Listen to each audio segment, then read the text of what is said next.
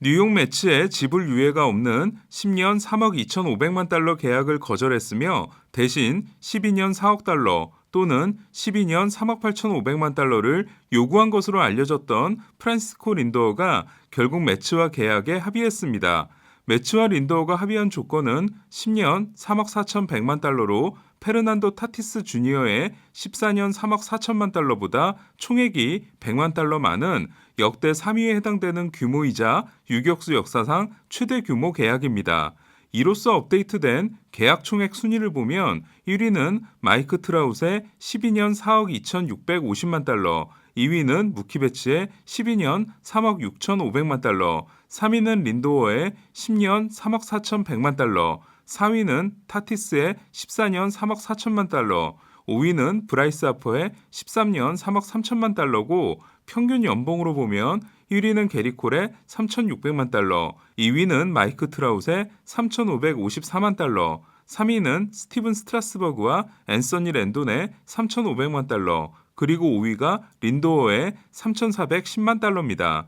올해 연봉이 2,230만 달러인 린도어는 새로운 계약이 내년부터 시작되는데요. 린도어의 10년 계약은 27세 시즌부터 36세 시즌까지를 커버하게 됐습니다. 계약 보너스로 2,100만 달러를 받는 린도어는 10년 동안 매년 3,200만 달러를 받는데요. 매년 500만 달러씩 지불이 유예돼 2031년에 계약이 끝나고 2032년부터 2041년까지 10년 동안 매년 500만 달러씩 받게 됐습니다.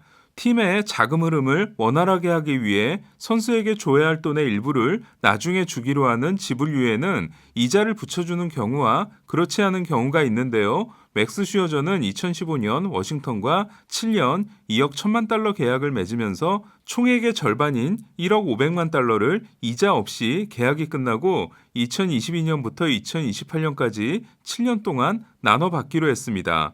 이에 슈어저의 계약을 실제 가치로 계산하면 총액은 2억 1천만 달러가 아니라 1억 9,140만 달러가 됩니다. 그러니까 계약 당시 많은 사람들이 걱정한 슈어저의 계약은 해자도 이런 해자가 없는 겁니다. 반면 스티븐 스트라스버그는 2019년 월드시리즈 MVP가 된 후 워싱턴과 7년 2억 4,500만 달러 계약을 맺으면서 8천만 달러를 계약이 끝나는 2027년부터 4년에 걸쳐 나눠받기로 했는데요. 대신 워싱턴은 지불 유예금의 1%의 이자를 붙여주기로 했습니다. 이에 스트라스버그 계약의 실제 가치는 2억 4,500만 달러가 아니라 2억 2,890만 달러가 됩니다. 그러니까 슈어저보다는 유리한 조건인데요. 하지만 스트라스버그는 지난해 부상으로 장기 계약 첫 시즌을 망치게 됩니다.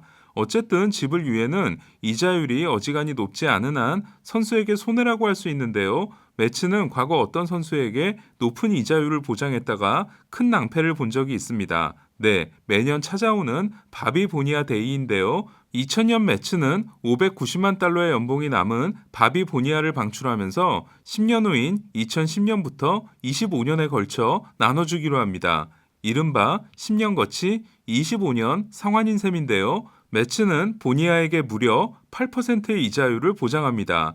이에 매치가 매년 7월 1일 보니아에게 줘야 하는 돈은 120만 달러로 불어났고 원래 590만 달러였던 총액은 3천만 달러가 됩니다. 반면 린도어의 이번 지불 유예에는 이자가 붙지 않은 것으로 알려져 있습니다. 린도어는 지불 유예를 허락할 만큼 타티스의 3억 4천만 달러 계약을 상당히 의식한 걸로 보이는데요. 그동안 모본, 로베르토 알로마, 요한 산타나 등 마이크 피아자를 제외하면 다른 팀에서 스타 선수를 데려왔다가 낭패를 본 사례가 많은 매치가 린도어 계약은 성공할 수 있을지 궁금합니다. 한편 메이저리그는 타티스와 린도어를 시작으로 유격수들의 대반격이 일어나고 있는데요. 그동안 3루수의 경우 앤서니 랜돈이 3,500만 달러, 놀란 아레나도가 3,250만 달러, 매니 마차도가 3천만 달러, 조시 도널슨이 2,300만 달러, 알렉스 브래그먼이 2천만 달러로 5명이 평균 연봉 2천만 달러를 넘었던 것에 비해 보스턴 젠더 보가츠 말고는 단연 계약 2천만 달러 선수가 없었던 유격수는 프란시스코 린도어가 3,410만 달러, 페르난도 타티스가 2,428만 달러, 젠더 보가츠가